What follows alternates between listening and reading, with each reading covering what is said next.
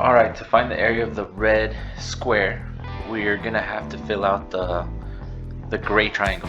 Okay, so we're gonna have to use our Pythagorean theorem and our area equations to fill out the green triangle, which is then gonna help us find out the area of the red square. So let's start off with that. I'm gonna look at the green triangle first, and as I can tell, the green square, already tells me how much each side is. So if this is 12 inches, then everything is 12 inches. So I can fill out this 12 inches measures the bottom side of the triangle, so that's already done for us. So that one's nice and easy. I have to do a little bit of work with the blue triangle.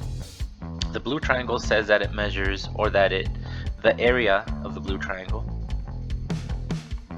of the blue square, I keep saying triangle, sorry.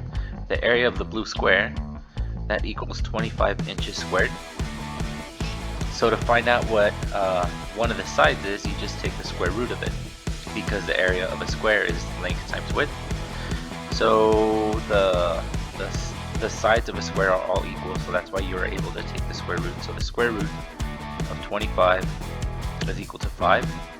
So that means each side of that blue square is 5 inches. So I can fill this out to be 5 inches right there. So since this creates a 90-degree angle, it's a right triangle. So I can use the Pythagorean theorem to find out this missing side right here. I'm gonna call that missing side x. So I can say 5 squared plus 12 squared is equal to x squared.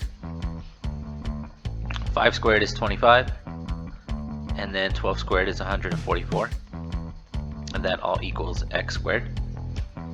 Then when I add 144 plus 25, that's going to give me 169 is equal to x squared. To find out what x is, all I need to do is take the square root of both sides. So I'm going to do that. So let's take the square root of x squared, and the square root of x squared is just going to be x. But I also have to take the square root of 169, and the square root of 169 happens to be 13. So we know that this side measures 13 inches. But the nice thing about this is that it's a square, so if this measures 13 inches, then this also measures 13 inches.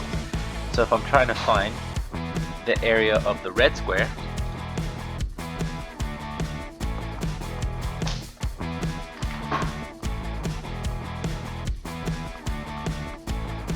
well, we know that area is equal to length times width. So we know that the area is 13 inches, and well, the width is also 13 inches. So when we multiply that, we get 169 inches squared. And that's the area of that red triangle.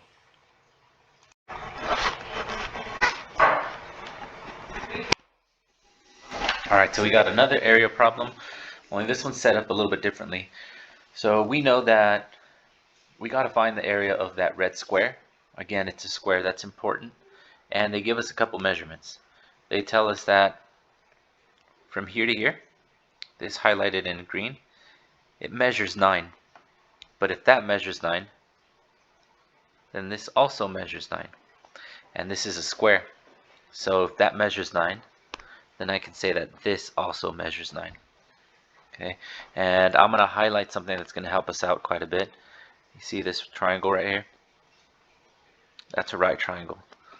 And we know that if it's a right triangle, we could use the Pythagorean theorem. And we're going to use the Pythagorean theorem to find out what this side is. That's going to help us find out that red area. So my hypotenuse happens to be 15, so it's going to be x squared plus 9 squared is equal to 15 squared. So x squared is going to be just x squared. 9 squared is 81, and 15 squared is 225.